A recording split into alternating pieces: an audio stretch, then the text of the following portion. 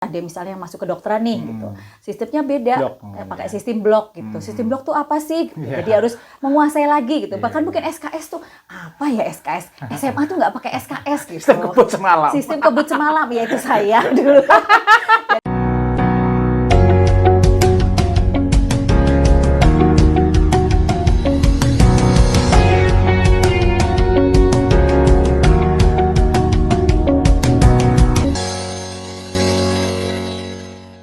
Oke, bismillahirrahmanirrahim. Assalamualaikum warahmatullahi wabarakatuh. Ketemu lagi dengan Dr. NH dan selamat datang di NH Podcast. Ya, salam inspirasi dan salam sehat selalu. Di ruang inspirasi tentunya pada sore hari ini ya, kita akan berbincang singkat ya, dan tentunya sebagai ruang untuk berdiskusi, ruang untuk berbagi pengalaman ya, dan bertumbuh bersama. Nah, sahabat NH Podcast dimanapun berada, memasuki perguruan tinggi merupakan salah satu fase penting dalam kehidupan seseorang. Mahasiswa baru tidak hanya berpindah ya dari bangku sekolah ya ke ruang kuliah, tetapi ya juga memasuki tentunya lingkungan sosial yang baru ya, culture yang baru, pola belajar yang tentunya nanti akan mendapatkan pola kehidupan yang baru, dan tentunya tanggung jawab yang sama sekali berbeda. Di kampus ya, mahasiswa akan bertemu banyak orang, tentunya orang baru ya, kemudian juga mungkin dosen nanti ya, dan tentunya kebiasaan baru dan sekaligus tantangan baru. Karena itu pada episode sore hari ini kita akan berbincang dan membahas tentang seputar mahasiswa baru yang siap beradaptasi, berteman, bertumbuh, dan tetap menjadi diri sendiri. Dan telah hadir di studio NH Podcast bersama Ibu Diah Woro Direstari SPSI MA. Sugeng Sonten Ibu. Sugeng Sonten. Ini panggilannya Bu Woro ya? Iya betul. Iya, Masya Allah. Ibu Woro ini pengajar ya di Fakultas Kedokteran Universitas Jenderal Sudirman. Universitas satu-satunya berbintang 5 di Indonesia. Luar biasa nih ya. Luar biasa. Iya. Sugeng rawuh Ibu ya di podcastnya perdana nih Bu. Semoga iya, nanti kita rutin Ibu ya. Amin, amin. Rutin berbagi. Siap. Nah, gitu ya. Mungkin sebelumnya terima kasih ya pada Ibu ya telah datang di berkenan hadir ya di studio saya. Mungkin sedikit perkenalan, Bu Woro ini sudah berapa tahun ini di Unsut ini? Sudah dari 2006, berarti 20 tahun lebih tahun ya. Lebih ya. Sudah ada perencana yang jelas ya. Atau belum? Saya belum. Saya udah 23 malah belum. Oh, belum. Karena nggak diajukan. Iya. Gitu ya. Harusnya dapat double berarti nanti. Iya, itu yang diharapkan nanti. Tapi nggak usah lah. Nggak dapat juga nggak apa-apa.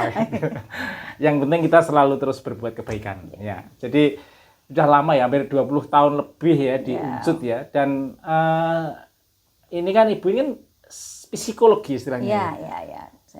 Kok di kedokteran apa sih ada dosen psikolog harusnya? Oh gitu ya. Jadi memang ya alasan pertama mungkin karena kami nggak punya belum ada prodinya okay, gitu ya. ya. Yang kedua memang yang lebih dekat bidang ilmunya itu di bidang kesehatan, karena kalau psikologi kan juga membahas tentang kesehatan mental, terus kemudian bagaimana individu itu bisa lebih mengembangkan dirinya gitu. Jadi memang kemudian ditaruh di kedokteran. Selain itu juga ada beberapa mata kuliah di kedokteran juga yang terkait dengan bidang psikologi. Jadi juga difasilitasi untuk masalah pengajaran di sana, penelitian dan pengabdian masyarakat. Gitu. Jadi tidak hanya untuk menangani BK ya Bu ya. Boten.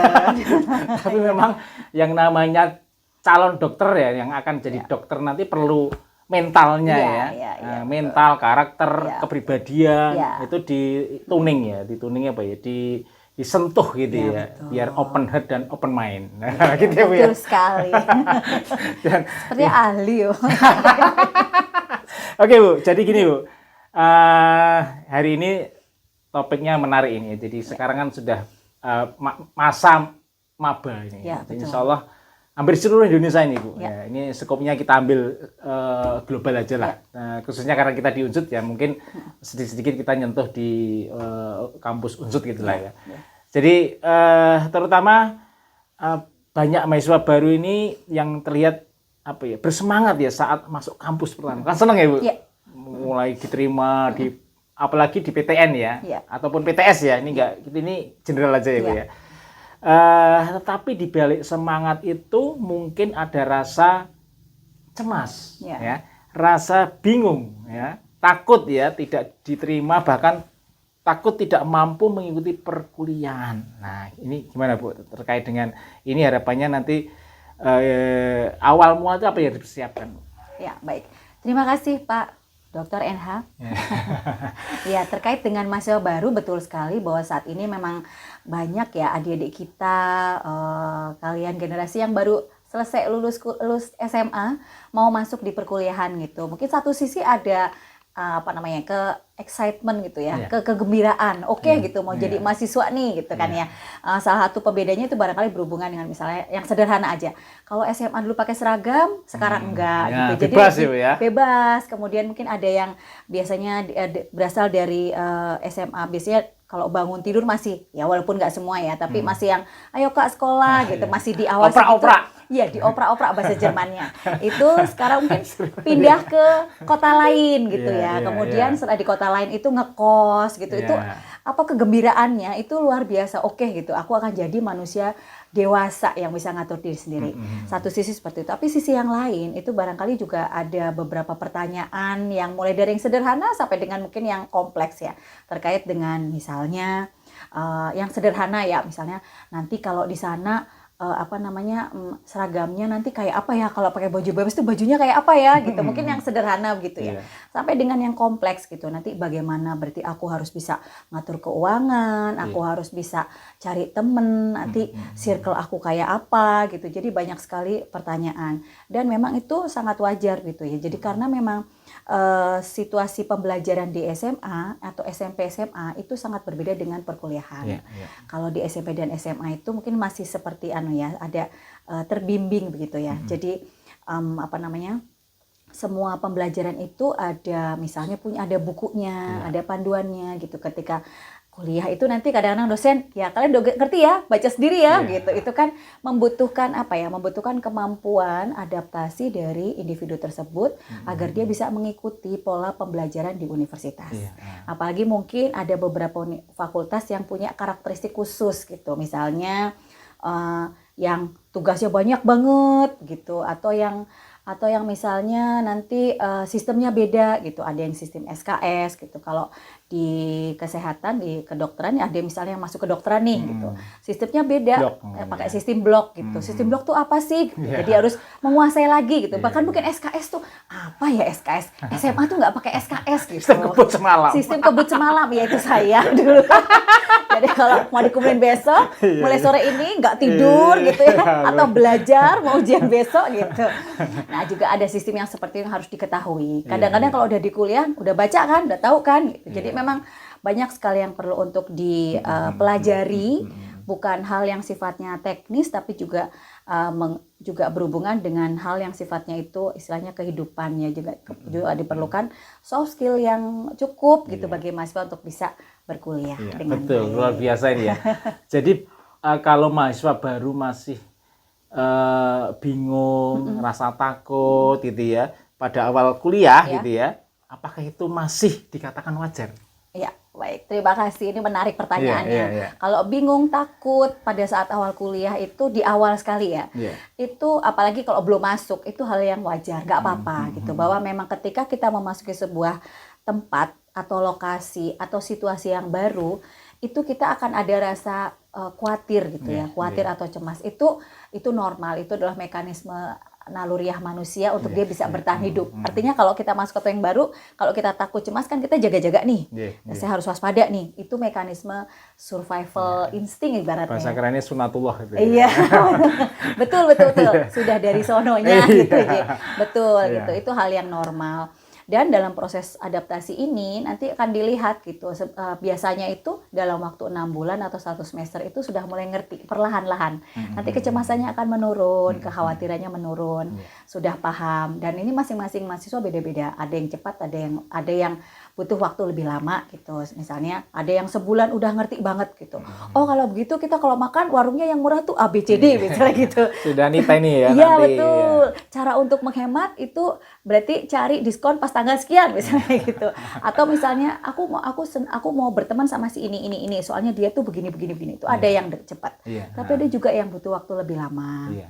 Tapi rata-rata itu sekitar 6 bulan itu dianggap sebagai masa penyesuaian, gitu. Tapi kalau lebih dari itu, nah itu kayaknya perlu untuk misalnya mungkin banyak bertanya ke teman atau mencari bantuan.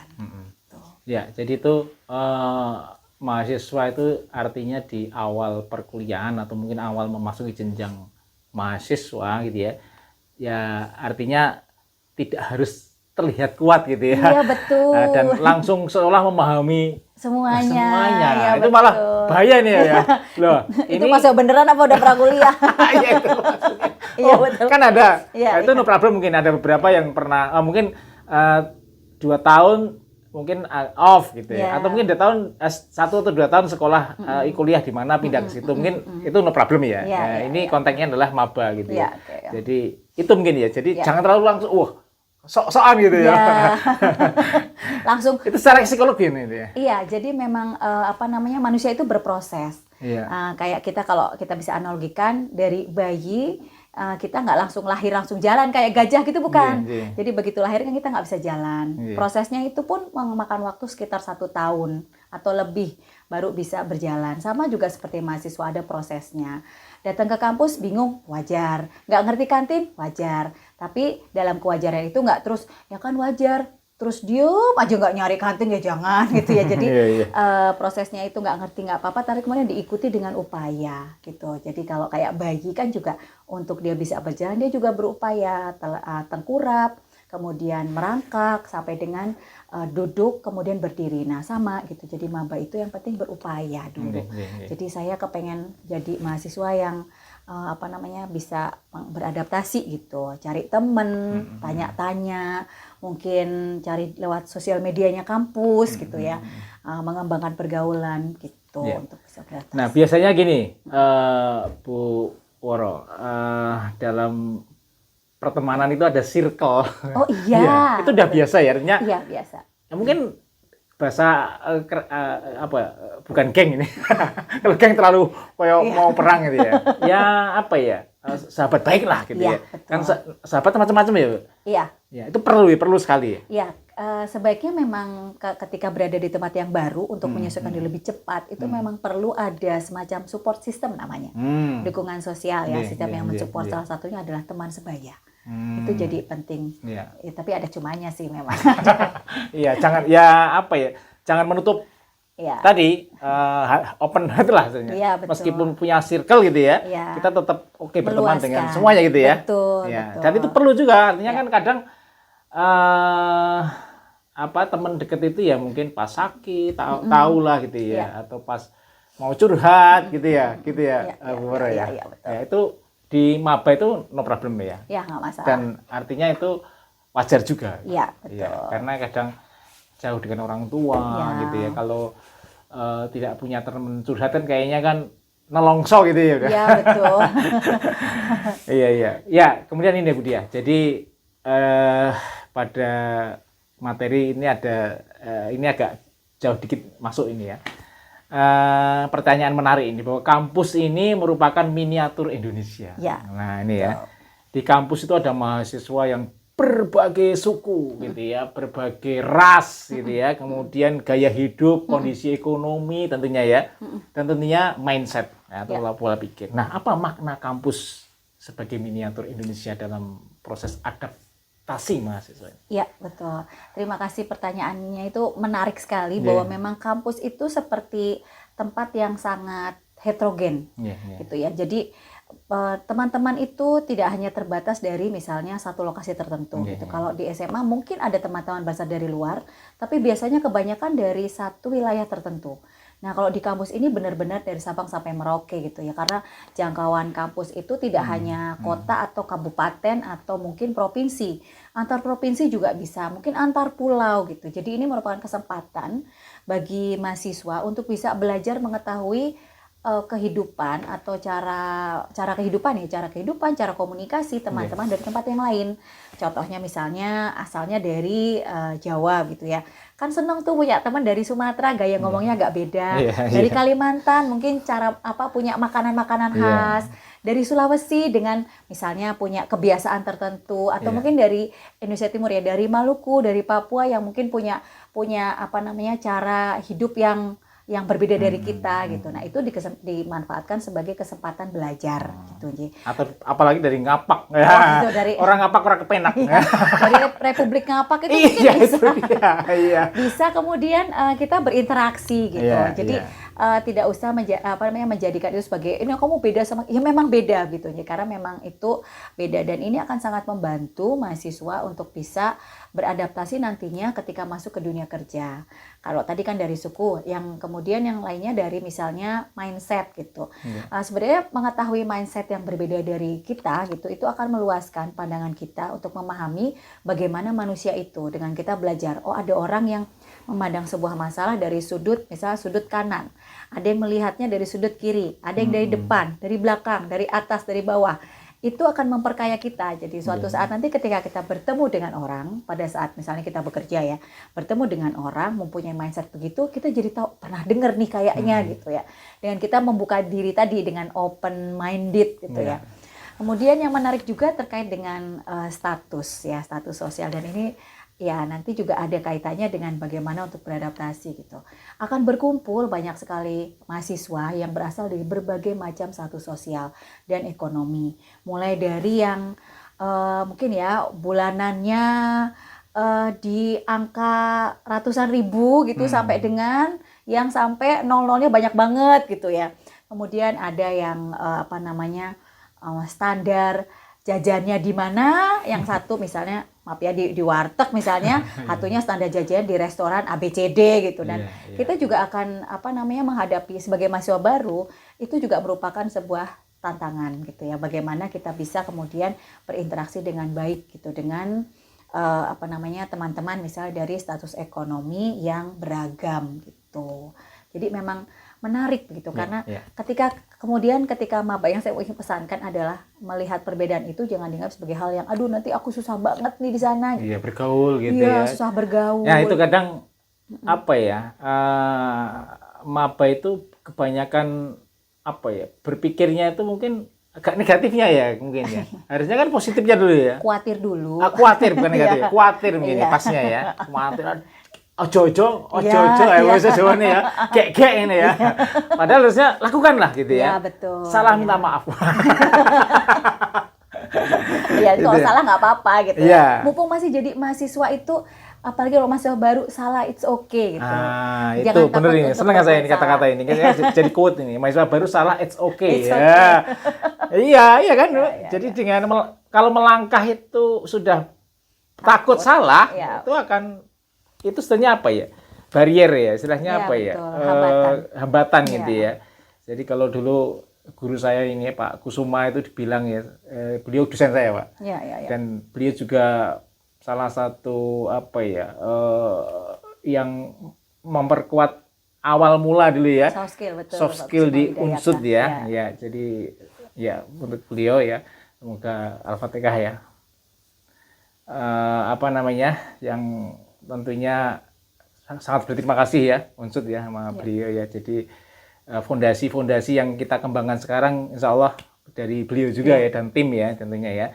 Dan harapannya nanti kalau kita namanya PKKM Ibu ya. PKKM betul kalau di Unsud. Pengembangan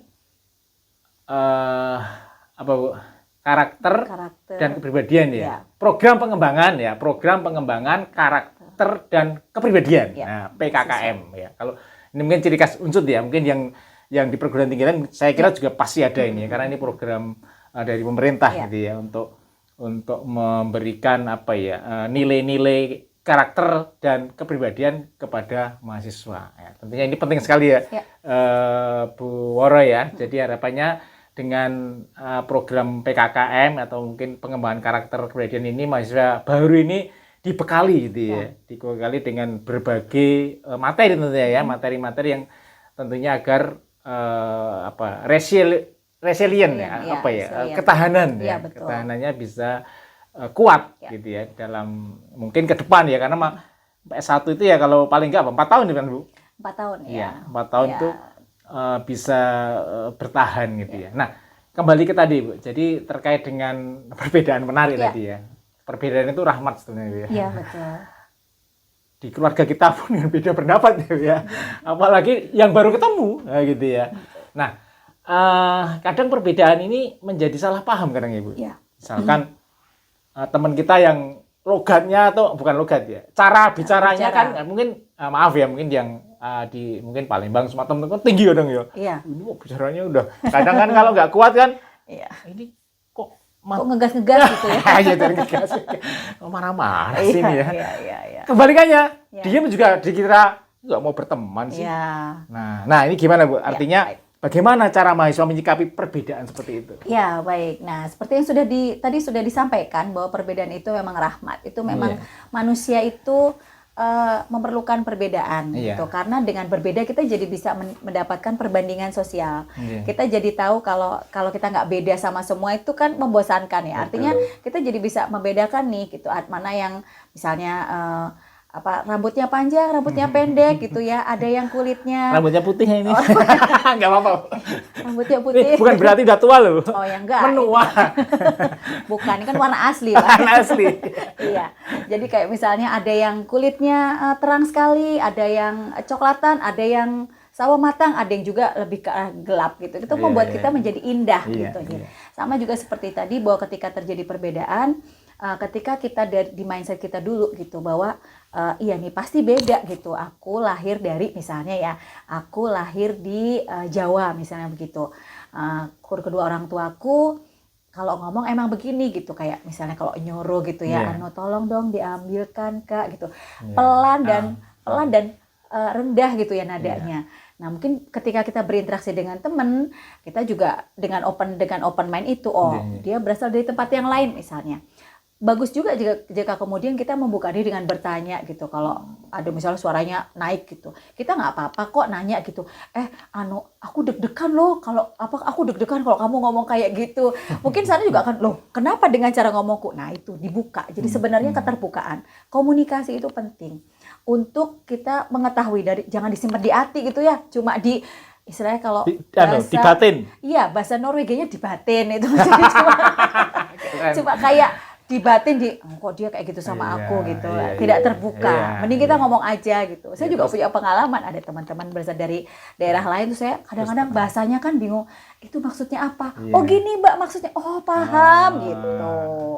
Jadi memang yang pertama yang bisa dilakukan adalah kita membuka diri dulu, mindset. Tidak semua orang sama dengan kita, bahwa ada yang namanya konsep, kalau di psikologi ada individual differences. Jadi orang itu beda-beda. Nah, ketika kita punya mindset orang beda-beda, kita akan menghindarkan kita dari berpikir bahwa aku begini, harusnya orang lain juga begitu gitu. Enggak gitu, enggak bisa. Enggak bisa memaksakan. Betul. Konsep pertama dari adaptasi adalah bukan kita yang mengharap orang lain seperti kita, tapi kita yang menyesuaikan diri dengan kondisi yang ada di situ. Empati. Iya, betul. Iya, jadi mengerti gitu. Kita pakai konsep mindset dulu aja, open mind dulu aja. Setelah itu diikuti dengan komunikasi. Tanyakan aja gitu, kalau ini maksudnya gimana? Gini loh maksudnya, nggak apa-apa lama. Tapi kan keluar gitu ya, daripada dipendem-pendem gitu tadi, dibatin gitu tadi kan, malah jadi interaksinya jadi kurang maksimal. Iya. Itu baru dengan teman, belum dengan dosen. Iya betul. Wah, itu harus ada komunikasi dengan dosen itu lebih agak beda lagi kan? Iya. Bu Wara ya, artinya ya hati-hati ya, karena apalagi dengan zaman medsos jadi tergantung dosennya mau nggak diajak komunikasi dengan mungkin medsos misalkan, atau janjian dengan kadang kan ya nyun sewu ya, kadang mahasiswa sekarang itu kadang agak yang tanda petik maaf ya arogan gitu ya kadang ya. Oknum berarti ya. Oknum mahasiswa itu oknum, gitu. Oknum nggak semua ya, artinya kadang Bapak di mana? Wah gitu ya. Saya mau menghadap. Padahal saya udah di kampus gitu ya desainnya. Dia baru mau mandi. Aduh, ya Pak saya mau mandi dulu. Wah. Bapak di mana? Di sini. Ya di sini aku di sini. Kok nanya-nanya kamu?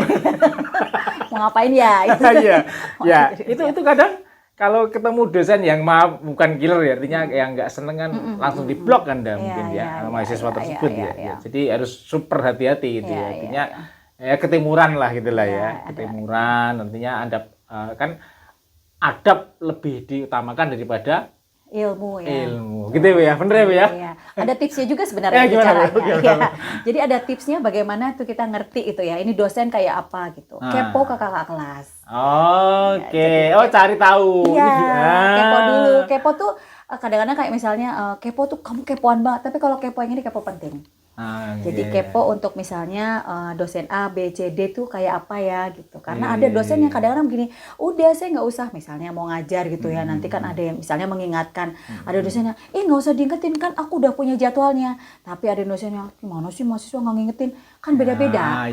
Jadi ketika kemudian jadi, aku harus bagaimana ya? Kepolah ke kakak kelas. Itu salah satu tipsnya gitu. Jadi kalau kakak kelas kan udah lebih tahu ya. Kakak kelas udah lebih tahu, nanti dosen ini karakternya seperti gini. Dosen ini begini gitu. Kalau di tempat saya mengajar itu sudah menjadi kayak seperti sudah menjadi kebiasaan turun menurun. Jadi udah ada nih cap misalnya dosen ini tuh jangan ngubungin lewat WA misalnya, harus ditungguin di depan ruangan. Ada juga yang udah kok sama dosen ini kepengennya WA gitu.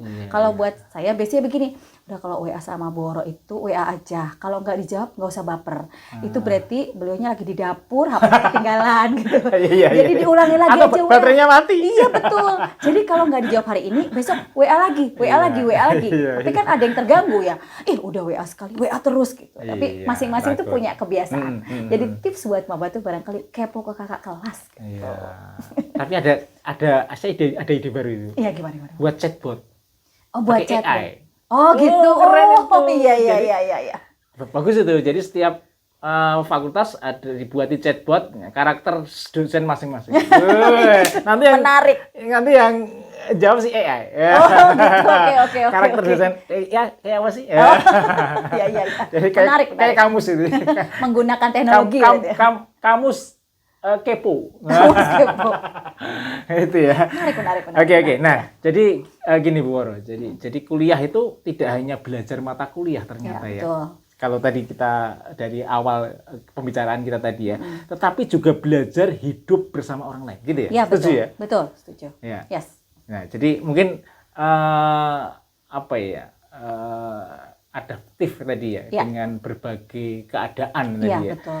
Ya di kos, ya di kampus gitu ya, ya di lingkungan kos atau lingkungan ekosistem akademiknya, artinya itu kompleks memang ya. Tapi memang pelan-pelan ya, karena makanya 4 tahun ya. Belajar hidup 4 tahun di kampus itu ya. Nah, gimana konsepnya Bu harusnya? Iya, jadi untuk belajar di kampus itu memang tidak hidup di kampus itu nggak cuma dapat ilmu juga. Sebenarnya add-on-nya banyak banget.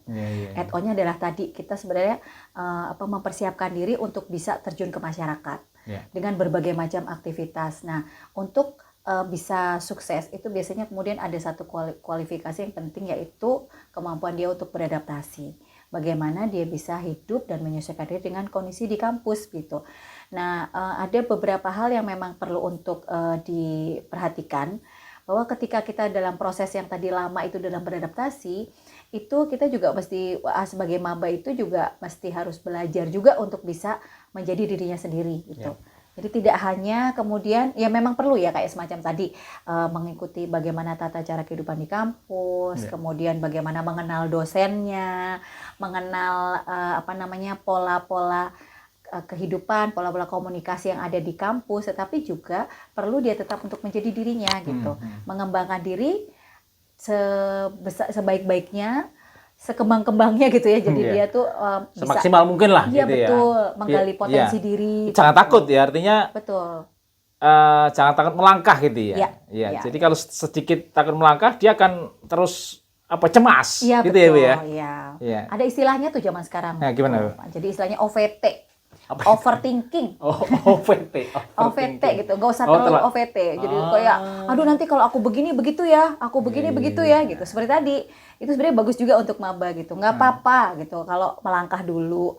Yang penting maksudnya dalam langkah itu juga ya tentu saja nggak langsung tabrak-tabrak ya. Ketika kita sudah punya rencana mau eksekusi, nggak usah khawatir nanti kalau.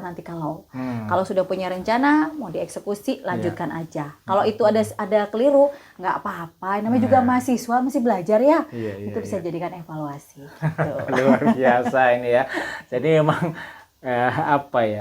mahasiswa baru ini banyak mikir salahnya kadang ya. Nggak berani langsung, ya nggak apa-apa, itu wajar aja, sangat wajar sekali gitu ya, di awal-awal gitu ya. Jadi memang kadang ya tadi ya style ya, istilahnya apa ya, nanti kalau istilahnya learning style ya. Bahkan kalau udah masuk ke perkuliahan kan gaya belajarnya kan macam-macam. Betul. Ya, ada yang mungkin senang mendengar, senang mungkin membaca, atau senang melihat film belajarnya ya. Jadi itu sebenarnya apa ya, tantangan di sebuah perguruan tinggi gitu ya, untuk menyediakan sumber belajar yang harusnya bermacam-macam ya. Makanya dengan e-learning harapannya ya, dengan teknologi itu bisa apa ya, servis kepada mahasiswa gitu ya. Oke. Nah, sekarang gini yuk, jadi kita agak masuk sedikit ya. Jadi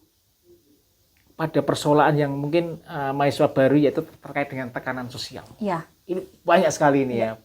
Artinya ini tantangan juga buat kampus ini ya. Bagaimana menyikapi gitu ya. Kadang kan bahkan sampai stres kadang ya mahasiswa itu ya. Ini kan perlu penanganan khusus gitu ya. Mengapa mahasiswa baru sering merasa harus mengikuti teman misalkan agar dapat diterima misalkan, salah satu contoh ya. Karena tekanannya banyak macam-macam ya. Mungkin tekanan dengan ketemu kakak kelasnya udah takut gitu ya. Yang ini maksudnya misalkan ya, wah ini agak garang gitu ya. Nah, padahal hanya di bawah sadar itu. Betul, iya, baik ya. Jadi menarik ketika kita bicara tentang tekanan sosial. Sebenarnya tekanan sosial itu merupakan kondisi yang terjadi tidak hanya di kampus. Jadi ketika misalnya calon-calon maba gitu ya, adik-adik maba nanti mungkin merasakan juga di SMA. Mungkin dalam bentuk yang sederhana, misalnya begini, semua temanku pakai sepatu yang ini gitu. Misalkan bermerek lah gitu aja lah. Ya, bermerek. Ketika kemudian kayaknya kok keren banget ya. Yang dianggap keren adalah yang pakai bermerek. Jadi kalau nggak pakai merek itu dianggap nggak keren. Terus kepikiran tuh, aduh gimana caranya ya, mau minta orang tua kayaknya kurang ini, kayak nggak enak gitu. Tapi mau beli sendiri juga nggak ada duit gitu ya. Akhirnya belum masih SMA ya. Dan itu kemudian menjadi pikiran. Atau mungkin begini, yang dianggap keren adalah yang ikut, yang aktif dan mengikuti banyak kegiatan. Sementara si anak ini merasa bahwa saya kalau ikut banyak kegiatan saya gampang lelah dan kemudian sakit gitu. Itu juga kemudian menjadi tekanan. Itu namanya tekanan sosial. Nah, hal yang mirip terjadi ketika itu masuk kuliah. Dan karena mungkin gitu salah satu penyebabnya adalah karena mahasiswa itu beda ya dengan zaman SMA. Mereka juga dituntut untuk bisa lebih mandiri, mengelola dirinya sendiri. Maka tekanan itu seringkali kemudian menjadikan adik-adik maba ini menjadi dalam terutama berpengaruh pada pengambilan keputusannya.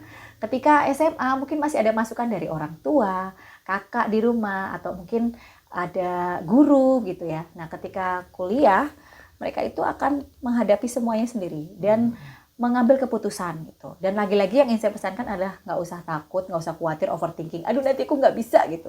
Pasti bisa. Yang perlu diingat adalah bagaimana sebenarnya proses pengambilan keputusan itu terjadi. Jadi ada beberapa caranya gitu ya.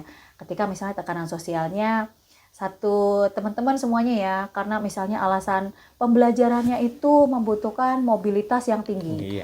Sedangkan semuanya harus sekarang pakai teknologi. Sehingga gimana nih? Pakai HP aja nggak cukup. Aku punyanya HP nih gitu. Aku sama punya laptop. Tapi mungkin ketika kemudian mobilitas tinggi, teman-temannya semua punya tab. Punya tablet gitu ya. Sedangkan tablet itu merupakan sesuatu yang saya tuh masih belum istilahnya bahasa asing lagi ya, nggak mentolo itu apa ya bahasanya? Nggak sampai hati untuk minta ke orang tua gitu, karena sudah dibelikan HP baru, laptop baru gitu. Terus gimana ya? Dan jangan kemudian wah kalau gitu udahlah saya coba deh ngapain ya? Coba deh misalnya pinjam uang gitu ya, gitu kan. Dek pinjam uangnya ke siapa gitu misalnya. Wah ini ada aplikasi peminjaman misalnya gitu. Padahal mungkin gitu ya, tidak semua memang ya yang kemudian menjebak, tapi ada beberapa yang kemudian memang bisa menjebak gitu. Dan menjebak itu artinya berbunga dan kemudian malah jadi terlibat masalah gitu. Ini mungkin bermula dari kan saya kepengen punya biar sama kayak teman-teman, atau mungkin tuntutannya seperti ini gitu. Nah, kemudian yang penting adalah bagaimana kemudian ketika dia memikir hal-hal itu, dia melalui proses yang benar. Artinya prosesnya itu pertama memikirkan apa sebenarnya kepentingannya, kemampuan untuk menentukan prioritas, kemudian bagaimana dia kemudian menimbang kebutuhan dan keperluan gitu. Jadi itu juga apakah kemudian dia bisa juga, oh ini kalau misalnya hanya sama dengan teman, apakah kemudian saya tidak akan diterima kalau saya nggak punya, misalnya nggak punya tab gitu. Perasaan teman-teman saya fine-fine aja. Gitu. Jadi jangan keinginan, tapi kebutuhan. Betul. Gitu ya. Nah, tadi terkait dengan tekanan sosial tadi Bu Woro. Jadi di saat kapan dia tahu bahwasanya dia lagi terkena tekanan gitu ya. Karena itu kan dia kadang ngikuti arus saja kan. Iya, betul.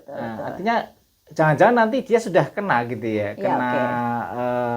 tekanan sosial yang tidak dirasa, tiba-tiba dia istilahnya apa ya, sudah stres atau gimana dan sebagainya. Ya, jadi untuk mengetahui bahwa ketika mungkin kita sudah merasa bahwa ini kayaknya ada sesuatu deh. Untuk maba mahasiswa baru untuk mahasiswa baru kayaknya ada sesuatu deh. Saya itu harus warning, ini bener apa enggak ya gitu. Ini apa saya memang ini memang sesuatu yang terjadinya itu ya biasa aja gitu, atau ini merupakan tekanan sosial. Kita perlu untuk melihat bahwa ketika kita merasa bahwa itu adalah sesuatu yang kadang-kadang kita juga memerlukan memang kayak semacam stres yang ringan, yang positif tuh ada namanya eustress. Tapi ketika kemudian kita mengalami bahwa kok sepertinya harus dan kalau saya tidak sama itu nanti saya tidak akan diterima misalnya begitu. Nah, itu perlu untuk memikirkan duduk diam gitu, dan memang memikirkan. Kalau perlu untuk maba bisa sharing ke orang-orang yang memang dipercaya, misalnya dari keluarga ya, dari keluarga ada, ngobrol dengan orang tua, ngobrol dengan saudara, atau mungkin ngobrol dengan teman sebaya yang lain gitu ya.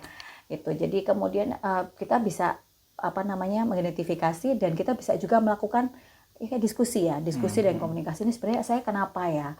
Orang lain itu kan kadang punya perspektif yang lain yang bisa menjadikan membuat. Jadi harus diungkapkan ya Bu, jangan dipendam gitu. Gitu ya. Karena istilahnya curhat lah ya. Iya. Tadi karena circle-nya tadi pentingnya di situ ya. Dengan circle artinya teman baik lah gitu ya. Yang bisa diajak bicara untuk mengungkapkan isi hati, artinya untuk solusi gitu ya. Iya, betul. Katanya suruh bergaul kepada orang yang soleh akan soleh nanti ya. Iya, betul. Dia nanti bergaul dengan yang salah, pergaulan itu bahaya kan dia ya. Iya, nah, itu perlu nih maba yang mungkin dimanapun nanti ya. Ini sekarang kan mahasiswa baru S1 ini kan sedang mulai mungkin Agustus ya kalau nggak salah ya. Mulai masuk Agustus betul ya. Nah, ini lagi Bu. Jadi dalam materi adaptif mahasiswa baru terdapat 3 jebakan. Nah, ini ya. Yang cukup menarik itu ya.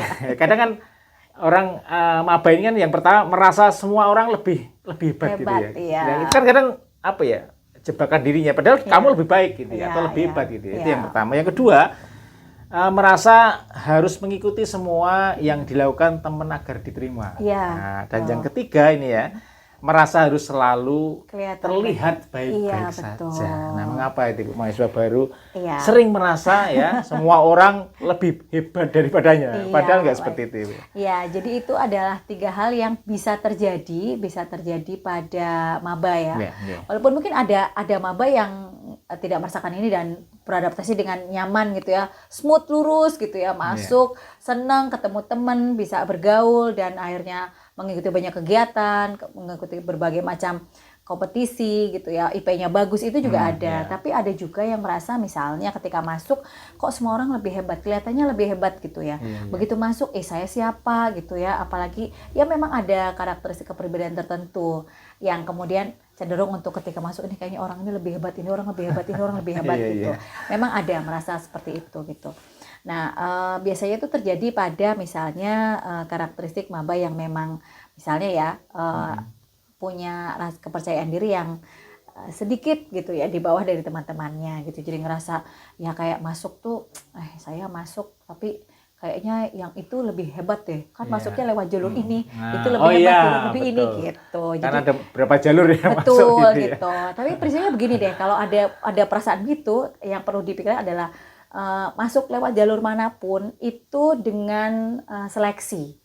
Jadi artinya dan ya kita harus percaya gitu bahwa universitas menerapkan seleksi khusus. Jadi kalau yang masuk ya memang dia memang bisa masuk gitu. Artinya ya sudah diterima di situ. Jadi hebat atau tidak hebat nanti ditentukan ketika kuliah gitu. Prosesnya ya. Iya, prosesnya. Kemudian yang kedua, harus mengikuti semua yang dilakukan teman agar diterima.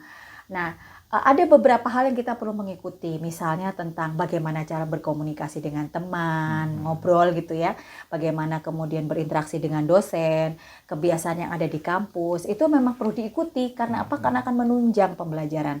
Tapi ada beberapa juga yang itu merupakan optional, jadi bisa iya bisa enggak, seperti gaya hidup, kemudian kebiasaan di luar kampus, itu bukan merupakan hal yang wajib banget gitu dilakukan. Di luar kampus itu artinya di luar misalnya kayak kegiatan-kegiatan yang bukan misalnya kayak kegiatan keorganisasian, itu kan juga opsional ya. Tapi memang bagus untuk diikuti. Tapi kalau kegiatan yang lain itu benar-benar pilihan gitu. Kayak semacam gaya hidup itu juga pilihan. Tidak harus kok kita mengikuti gaya hidup yang ada di misalnya populer di antara teman-teman untuk membuat kita diterima gitu. Kemudian yang terakhir terlihat baik-baik saja gitu ya. Tadi biar kelihatan itu ya. Iya, biar kelihatan oke, kamu keren gitu ya. Jadi sepertinya sudah diungkapkan di depan bahwa ada masa yang namanya adaptasi. Adaptasi itu banyak yang terjadi. Ya memang sebagai paham gitu ya, sebagai manusia yang memang mau menjelang dewasa, namanya adulting, istilah adulting atau emerging adulthood. Di awal, di ujung-ujung mau dewasa itu, di awal banget, di subuhnya dewasa gitu ya, baru awal menonjolkan diri ya. Iya, baru mau jadi orang dewasa itu mungkin ada banyak keinginan untuk bisa terlihat mandiri. Padahal rapuh mungkin gitu ya. Mungkin. Jadi jangan tertipu dengan penampilan. Gitu ya. Nah, ketika betul. Jadi kerentanan itu ketika kita merasa bahwa saya ini sudah terlalu berat gitu ya. Misalnya saya udah sampai nggak bisa mikir, masih terpikir terus sampai nggak konsentrasi belajar, itu harus sadar juga gitu bahwa saya perlu mencari bantuan. Tapi sisi yang lain, kalau sebenarnya kuat-kuat aja tapi kayaknya aku rapuh deh ya enggak gitu ya. Jadi betul-betul ketika kita merasa butuh bantuan, carilah bantuan. Gitu. Ya, kadang juga tertipu di medsos karena kan sekarang. Oh iya, betul. Hampir semua ya, semualah dosen, mahasiswa baru itu tidak terlepas ya dari gadget ya, artinya tidak terlepas dari adaptif dengan medsos itu ya. Kadang di medsos itu kan kelihatannya tampilannya bukan yang gagal, nggak mungkin ya, dia kegagalannya dia ditampilkan di medsos kan. Nah, itu kadang menipu juga ya, artinya ini perlu diantisipasi gitu ya. Artinya memang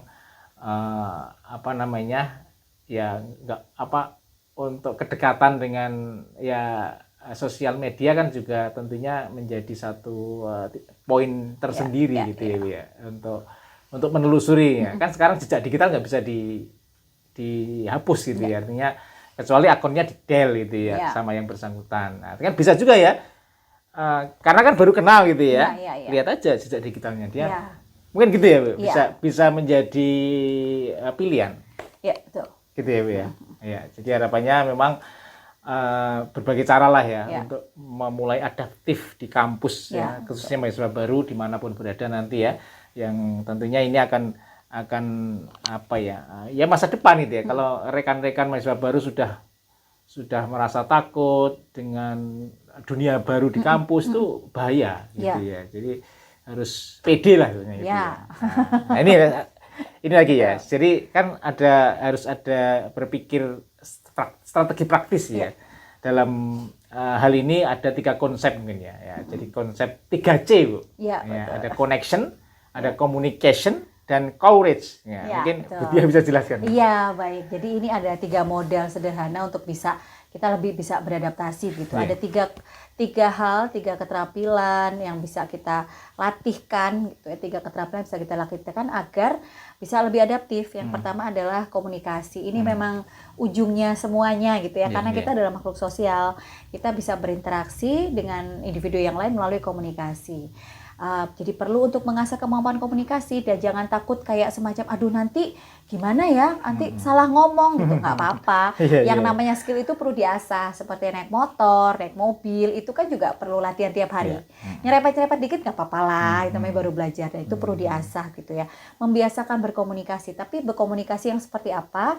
Yang penting adalah berkomunikasi yang asertif, yang yang jujur apa adanya gitu. Jadi orang yang berkomunikasi dengan asertif itu dia bisa mengungkapkan apa yang dimaksudkannya tanpa istilahnya nggak pakai dipoles-poles biar bagus gitu. Misalnya ketika kita diajak sama temen gitu, ayo kita ngafe yuk gitu. Padahal besok tumpukan tugas banyak gitu ya. Terus besok mesti presentasi juga. Sekarang posisi jam 8. Padahal tugas itu dikumpulkan jam 12 misalnya. Ngafe, pulang jam 11, 1 jam nggak kelar nih tugasnya. Nah dengan asertif kita bisa bilang, aduh sorry ya, ada tugas yang berani menolak ya. Betul gitu. Jadi berani untuk mengungkapkan apa yang memang kita inginkan. Jadi kayak kebalikannya itu non asertif itu adalah yang modelnya nggak enak nanti kalau nolak gimana ya gitu. Jangan akhirnya, ya. Jangan seperti itu gitu. Jadi memang perlu untuk lebih asertif. Tegas istilahnya ya. Iya. Kemudian yang selanjutnya adalah connection. Kita juga perlu untuk meluaskan hubungan, perbanyak lingkaran pertemanan. Tapi perlu diingat teman itu boleh siapa saja, tapi pilih yang menjadi orang yang dekat dengan kalian gitu. Karena memang seperti yang dikemukakan tadi, jadi nanti bagaimana kalian bisa bertumbuh, berkembang menjadi individu yang dewasa itu sangat dipengaruhi oleh support sosial yang ada di support lingkungan yang ada di sekitar kalian, termasuk juga teman gitu. Teman akan sangat mempengaruhi. Kalau yang tadi memang betul dikatakan bahwa teman dekat ya maksudnya ya. Jadi misalnya karakter teman dekatnya itu yang dia pintar bergaul, kemudian dia juga punya koneksi yang luas gitu, suka ikut misalnya suka ikut lomba, ikut kegiatan, kita juga akan minimal tuh jadi terpapar gitu ya, terpapar dengan kondisi itu. Tapi kebalikannya juga ketika halnya negatif, kita juga bisa terpapar ke hal yang negatif. Kemudian yang ketiga itu courage, itu keberanian gitu, beranilah gitu, nggak apa-apa dengan tadi ya dengan yang kita sudah bahas bahwa apa jadi mahasiswa itu mencoba, salah dikit 1-2 kali it's okay gitu ya. Jadi kalau salah kan rumusnya tadi, kalau salah kita minta maaf gitu ya, kalau salah sama orang kita minta maaf sama orang gitu. Jangan sampai dibiarkan ya, nanti akan di awal sadar itu terbawa terus ya. Betul. Aku tadi salah. Langsung aja minta maaf. Langsung minta maaf. Kalau itu sebuah situasi ya kita berarti evaluasi. Oke, kalau begitu kemarin saya keliru di sini, besok saya berarti nggak kayak gini. Nggak diulang. Oke, nah ini menarik ini ya. Jadi memang harus survive ya. Artinya mahasiswa baru itu ya karena dengan yang jauh orang tua ya, jauh orang tua, kos gitu ya, dengan situasi yang baru. Oke, ini hal yang menarik ini ya, karena kalau mau perang itu harus punya senjata. Ya, kalau mahasiswa itu kan berjuang ya. Artinya dia menuntut ilmu itu mati syahid loh. Iya, Bu ya. Jadi harus punya senjata yang tentunya ini untuk hidup ya, untuk 4 tahun di ekosistem mungkin kampus gitu ya, bisa dibilang ya, artinya survival toolkit mahasiswa baru, nah gitu ya. Nah dalam hal ini mungkin bisa disampaikan apa yang harus dipunyai ya oleh seorang mahasiswa baru maba ya untuk S1 tentunya ya, mungkin bisa disampaikan. Oke, terima kasih pertanyaannya. Ini memang semacam kayak diskusi lah, bukan pertanyaan lah. Saya tidak nguji loh, Bu. Oh iya. Kebiasaan. Iya, tarang kita jadi mahasiswa semua. Kan sekarang mahasiswa. Iya, mahasiswa S3 nih, Bu. Luar biasa, oke. Iya, jadi ada yang namanya survival toolkit ya. Jadi sebenarnya kayak hal yang bisa menjadi bekal untuk bisa bertahan dan bertumbuh. Jadi nggak cuma bertahan aja gitu ya, tapi juga bertumbuh. Kita jadi bisa mengembangkan diri kita. Yang pertama itu mencari support system. Ini sangat penting. Artinya Support system ya. Ya. Perlu sekali ini, Bu. Ya, support system itu tidak hanya berasal dari keluarga ya. Tentu saja keluarga itu merupakan sumber support system yang utama gitu ya. Tapi selain itu juga perlu mencari support system yang lain, misalnya dari teman yang berada di kampus, dari dosen, mungkin juga di situ di kampus itu ada, kalau di Unsud ada bimbingan konseling ya. BK gitu ya. Tapi BK jangan dibayangkan seperti BK SMA atau SMP ya. Jadi kayak semacam nanti kalau salah dipanggil, bukan. Justru kebalikannya. Justru lebih mengawal. kepada betul, mengawal. Pembinaan lah ya. Ya, tempat ngobrol, tempat curhat gitu. Ya. Kemudian mungkin ada kelompok-kelompok mahasiswa, kelompok mahasiswa yang dukungan gitu ya, semacam peer support.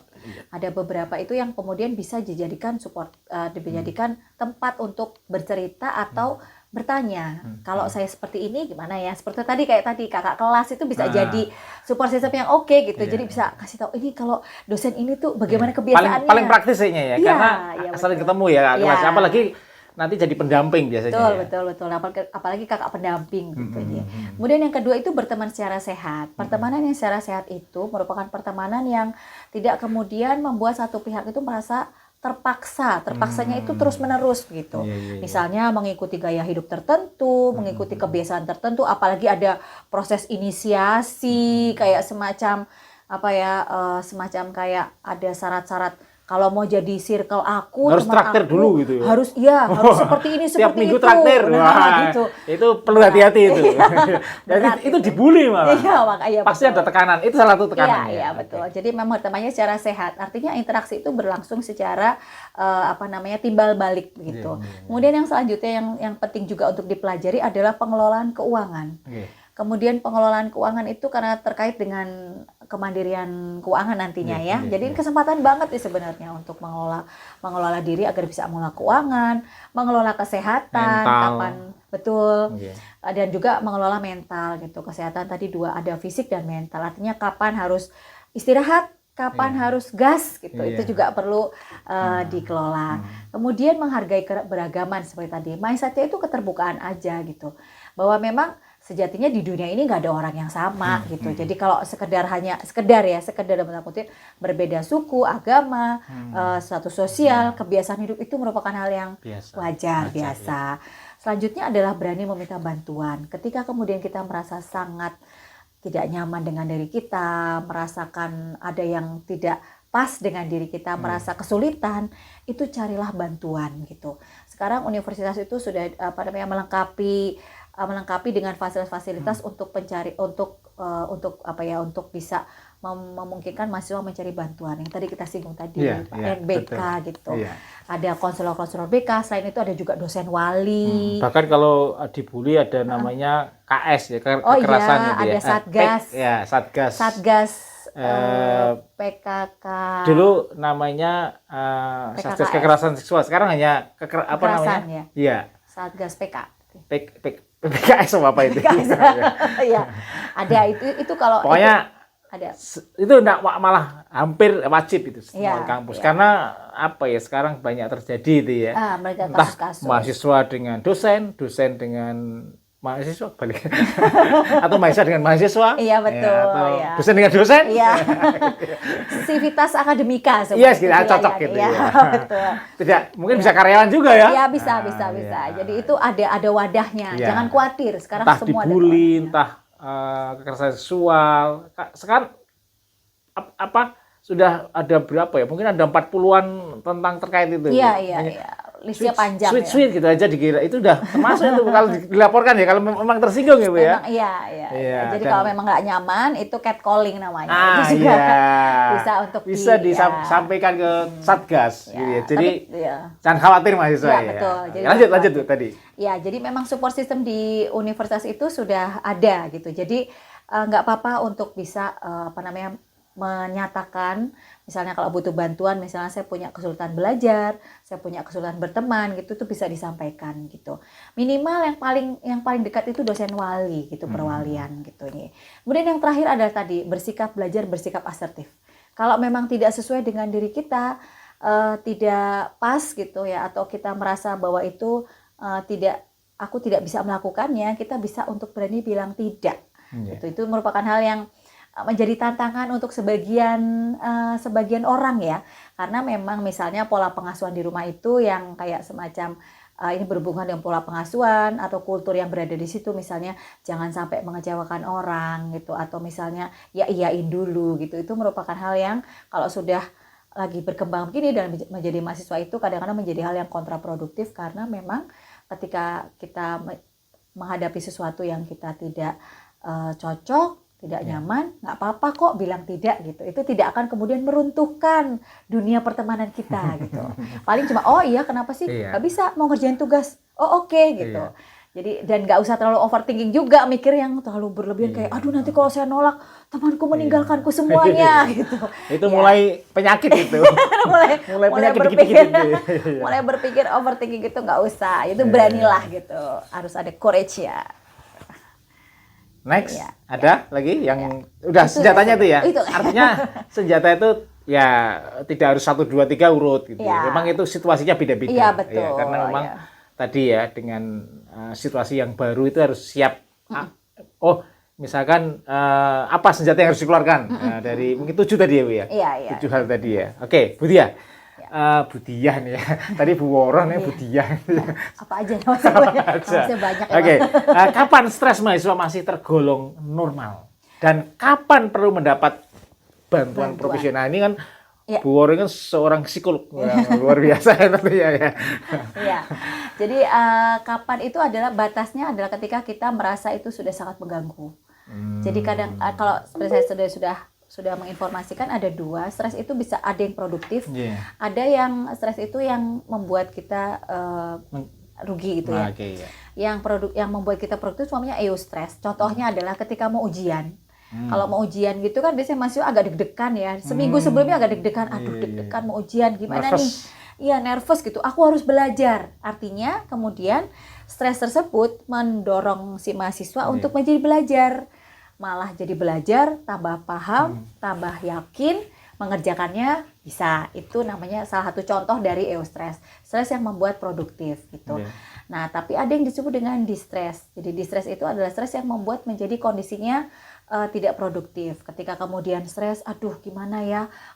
Udah mau diem aja deh, ngelamun, malah kemudian nggak mau makan, sedih berkepanjangan dan kemudian jadi mungkin ada gejala-gejala fisik gitu, jadi badannya nggak enak, kepalanya pusing, kemudian malas ngapa-ngapain gitu. Nah kalau ketika sudah sampai membuat kita menjadi tidak produktif, tidak nyaman, dan itu berlangsung dalam durasi waktu yang cukup lama, misalnya 2 minggu, kemudian masih tetap bisa beraktivitas, kuliah tetap jalan, tapi rasanya nggak nyaman lama gitu, udah 2 minggu, lebih dari 2 minggu, udah mau 3 minggu, udah mau 4, udah mau sebulan. Nah itu buru-buru untuk bisa mencari bantuan. Gitu. Apalagi ketemu dosen takut. Itu juga. Apa namanya pola makannya berubah, tambah terpuruk nanti baik psikis, baik tubuh ya. Itu banyak terjadi loh Bu di tempat kami di teknik itu juga kadang gitu. TA-nya nggak selesai. Alasannya dosennya susah.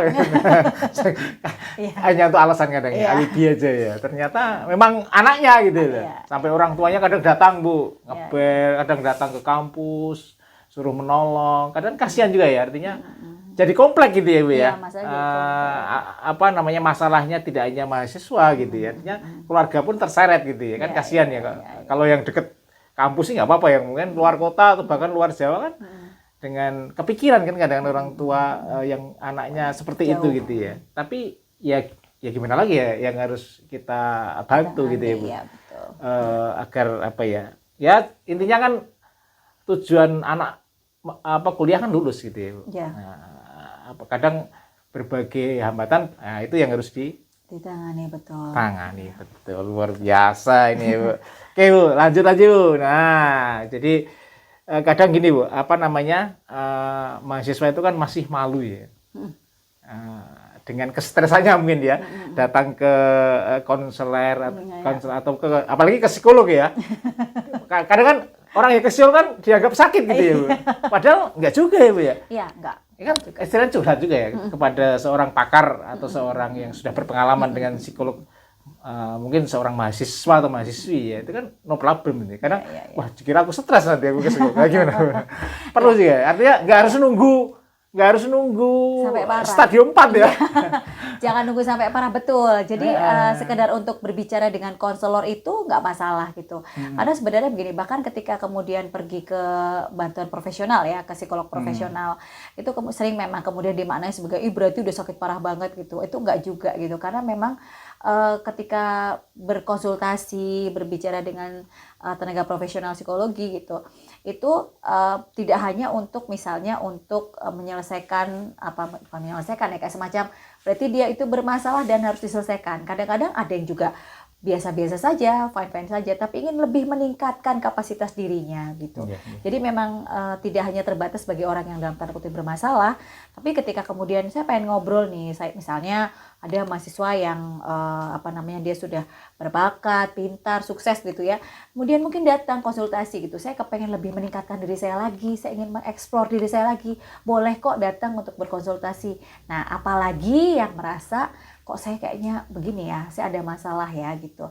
Jadi minimal kalau di kampus itu datang ke, kalau untuk di Unsut ya, itu bisa datang ke konselor yang ada di fakultas masing-masing gitu. Jadi atau ya minimal kalau nggak guru BK, atau mungkin kalau guru BK salah ya. Jadi guru ya. Jadi dosen yang di BK atau dosen lain pun tidak masalah. Dosen yang dianggap enak diajak ngobrol gitu, itu pun nggak masalah gitu. Jadi memang perlu untuk membiasakan ketika kita mempunyai masalah, kita cari bantuan gitu, jangan diam aja. Kadang-kadang perspektif orang lain itu akan membuat kita lebih terbuka. Oh ternyata masalahnya tidak seberat itu gitu. Kadang-kadang kan merasa juga ini masalah saya berat banget gitu, padahal sebenarnya penyelesaiannya seperti ini gitu kan. Oh ternyata gitu. Jadi memang perlu sekali untuk bisa membuka diri, untuk bisa berkomunikasi dengan pihak-pihak yang kita percaya dan dianggap bisa untuk itulah semacam berdiskusi lah, untuk berkonsultasi. Oke, luar biasa. Nah, tentunya memang Allah tidak akan merubah kaumnya ya. La yughayyiru ma biqaumin hatta yughayyiru ma bi anfusihim. Nah, artinya kitalah yang akan merubah diri kita sendiri gitu ya. Betul sekali. Saya ingin mengajak ini ya, mahasiswa baru ya, dimanapun berada yang menyaksikan podcast ini ya, dan mendengarkan ya, untuk merenungkan pertanyaan ini ya. Seberapa jauh ya mahasiswa baru ya bersedia berubah agar diterima. Nah, ini nggak usah dijawab langsung ya. Ini khusus mahasiswa baru. Artinya memang karena prosesnya panjang. Iya, betul. Jadi tidak harus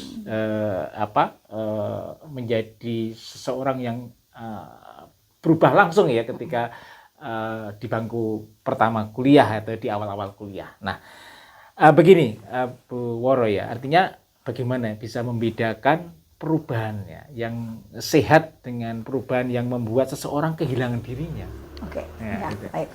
Kalau perubahan itu ke arah yang positif itu biasanya akan terlihat dari bagaimana individu tersebut, si maba tersebut bisa mengembangkan potensi dirinya secara sehat, secara maksimal gitu ya. Jadi mungkin misalnya dia mempunyai dia bertambah kemampuannya, dia bertambah keterampilannya, dia macam-macam ya. Keterampilan baik itu keterampilan yang sifatnya teknikal gitu ya. Seperti misalnya keterampilan dalam pembelajaran yang diikutinya, maupun keterampilan yang sifatnya itu keterampilan yang teknis, yang non teknis, soft skill gitu ya. Nah, seberapa jauh dia bisa berkembang ke arah sana gitu. Itu merupakan hal yang menunjukkan bahwa proses adaptasinya berlangsung dengan baik, kemudian dia juga bisa mengembangkan dirinya gitu ya, berkembang tuh flourishing istilahnya gitu. Nah, kebalikannya gitu, ketika kemudian kok merasanya kok aku kayaknya ini aja ya, dari misalnya komentar dari teman, dari keluarga, kok kayaknya aku di situ-situ aja gitu, atau yang misalnya jadi tidak ke arah yang produktif gitu. Nah, itu perlu untuk jadi warning sign gitu. Sebelum itu berlanjut, wah cepet-cepet nih ada apa dengan saya gitu. Harus muhasabah ya. Introspeksi diri lah. Betul. Cepet-cepet sering itu ya. Artinya jangan tenggelam gitu ya. Nah, oke. Satu hal ini yang kadang menjadi dilema mahasiswa ya, baik itu mungkin maba maupun yang sudah mungkin semester 2 ikut organisasi. Ya. Nah, menurut Bu Woros, orang psikolog gimana Bu? Artinya ekstrakurikuler itu wajib atau hukumnya apa, Bu? Karena tadi kan kampus itu adalah kehidupan life yang tentunya akan menjadikan jati diri dia nanti setelah lulus juga, gitu ya. Tidak hanya mencari di mata kuliah ya, ilmu ya. Oke. Menarik pertanyaannya terkait dengan ekstrakurikuler yang diikuti gitu. Pada dasarnya kegiatan yang sifatnya positif itu baik gitu ya. Jadi dan semua kegiatan itu bisa bermakna positif dan negatif. Jadi kita tidak lihat dari kegiatannya, tetapi bagaimana keterlibatan mahasiswa tersebut dalam kegiatan tersebut gitu. Misalnya kegiatan ekstra itu positif atau negatif tergantung dari bagaimana dia memaknai kegiatan itu dan berinteraksi di dalamnya gitu. Bisa misalnya menjadi positif ketika kemudian dia di situ belajar bagaimana berorganisasi, misalnya mengarrange acara, kemudian misalnya menjadi pengurus gitu. Nah, itu bisa menjadi negatif ketika kemudian aktivitasnya ternyata berlebihan ke arah negatif gitu. Misalnya kok akhirnya punya circle teman-teman yang mengajak ke arah negatif yang awalnya berasal dari organisasi itu gitu, atau misalnya terlibat dalam kegiatan-kegiatan yang negatif pula gitu. Nah, itu kemudian bisa menjadikan kegiatan itu menjadi menjadi hal yang berpengaruh negatif kepada dirinya gitu. Tidak produktif ya. Ya, betul. Jadi yang lebih penting adalah bagaimana mahasiswa tersebut bisa mengidentifikasi begitu masuk kegiatan. Nggak apa-apa ikut kegiatan organisasi, mengidentifikasi ketika saya ikut organisasi, saya apa yang saya miliki, apa yang bisa saya kerjakan di situ, kemudian ini apa nih manfaatnya untuk saya gitu. Jadi apakah manfaat itu akan membuat saya semakin bertambah kemampuannya, bertambah keterampilannya gitu. Tapi saya berkeyakinan mahasiswa yang aktif gitu ya, aktivis gitu ya, itu akan jauh beda dengan mahasiswa yang hanya apa ya, mementingkan akademiknya. Kupu-kupu Pak. Nah, kupu-kupu ya. Kuliah pulang itu saya amati itu ya. Kadang ya nyusawi ya, kadang IP-nya 4 tapi begitu lulus karena nggak organisasi tertutup dia ya, tidak mau komunikasi aja tadi yang bahan tentang 3C tadi, dia nggak punya kemampuan gitu ya. Ini karena nggak diasah gitu ya. Dia hanya kutu buku mungkin ya. Ya, artinya memang harus seimbang gitu ya antara organisasi mungkin dengan ekstrakurikuler. Iya, artinya memang pilihan juga itu ya. Ya, saya hanya berkeyakinan saja gitu ya. Artinya memang perlu ya diasah ya, karena diasah. Otak kanan gitu ya kadang-kadang. Otak kanan itu kadang nggak banyak dipakai gitu ya. Otak kirinya kadang-kadang yang dipakai. Ini yang soft skill dan hard skill. Oke. Nah, sekarang masuk sesi pertanyaan singkat ini. Baik, jadi sekarang pertanyaan ya Pak ya? Ya, pertanyaan singkatnya saya akan menyampaikan situasi ya, kemudian nanti Bu Woro memberikan respon singkat aja. Ya, situasi pertama ini loh. Situasi pertama ini ya, mahasiswa baru belum memiliki teman dekat setelah 2 minggu kuliah. Oke. Ya. Jawabannya? Jawabannya, mahasiswa bukan punya tepat. Mahasiswa baru belum memiliki teman dekat setelah 2 minggu kuliah. Jawaban bagaimana gitu ya? Jawabannya singkat aja. Jawabannya Jangan panik. Iya, nggak apa-apa. Nggak apa-apa. Nggak apa-apa ya. Jangan panik ya. Iya, jangan apa-apa dan nggak usah. Aduh, aku nggak punya teman gitu. Oke. Situasi kedua, nilai ujian pertama tidak sesuai harapan. Iya, nggak usah sesuai harapan. Ya nggak apa-apa juga, evaluasi juga. Evaluasi kita evaluasi, betul. Evaluasi diri, ya. Kemudian situasi ketiga, teman mengajak kegiatan tetapi jadwal sudah terlalu padat. Ya bilang asertif, mengatakan asertif ya. Iya, jadi bilang nggak bisa kalau memang nggak bisa. Ya itu nolak kan ya. Oke. Kemudian situasi keempat, ya, merasa semua teman lebih pintar. Ya enggak juga ya, jangan bandingkan. Gitu. Itu ya. Jangan banding-bandingkan dong gitu ya. Padahal aku lebih pintar nih ya. Dia hanya agak kurang percaya diri. Situasi kelima, merasa stres tetapi malu bercerita. Ya cerita aja. Ya jadi nggak usah ngerasa. Jadi kalau ada yang merasa nggak nyaman itu jangan dipendam sendiri ya. Perlu untuk disampaikan. Iya, keberanian. Oke. Situasi keenam, ingin ikut organisasi tetapi takut akademiknya terganggu. Oke, itu Ya. apa ya? Jadi kayaknya bener apa enggak ya itu ya kayaknya enggak juga ya, asal bisa mengelola waktu kuncinya. Selektif. Nah, oke. Situasi 7, berbeda pendapat dengan teman. Nah, itu tidak apa-apa, boleh Oke, saja. boleh saja. Luar biasa. Terima kasih. Ya. Mungkin sebagai closing statement, monggo. Iya, baik. Terima kasih atas undangannya yang terkait dengan ini. Jadi memang pesan saya untuk para maba, jadi kampus bukan tempat untuk menjadi orang lain. Kampus adalah tempat kita mahasiswa baru, adik-adik mahasiswa baru untuk menemukan siapa diri adik-adik dan menjadi versi terbaik dari diri adik-adik. Luar biasa. Sahabat Enha Podcast dimanapun berada, dari perbincangan kali ini ya, kita akan belajar bahwa menjadi mahasiswa baru tentunya ya, bukan hanya tentang memperoleh nilai tinggi atau menyelesaikan banyak tugas gitu ya. Menjadi mahasiswa adalah proses menemukan jati diri ya, membangun hubungan ya, belajar mengambil keputusan ya, dan bertumbuh menjadi pribadi yang lebih dewasa. Dan tentunya kampus bukan tempat untuk menjadi orang lain ya, kampus adalah tempat menemukan siapa diri kita menjadi versi terbaik dari kita sendiri. Terima kasih kepada Bu Woro. Sama juga. Yang tentunya tadi banyak sekali memberikan insight ya, pandangan ya, perspektif ya, pesan-pesan yang tentunya nanti bisa dimanfaatkan teman-teman maba, dan tentunya ini akan terus ya, nanti bincang singkat bermanfaat semoga ya Bu ya. Dan kita ucapkan selamat dan sukses ya kepada mahasiswa baru yang telah diterima sebagai mahasiswa dimanapun ya, baik itu PTN, baik itu PTS, insya Allah sama aja. Ya, pokoknya jadi jati diri sendiri dan insya Allah akan menjadi manusia semua. Amin. Manusia yang sukses maksudnya. Oke, terima kasih di Enha Podcast. Assalamualaikum warahmatullahi wabarakatuh.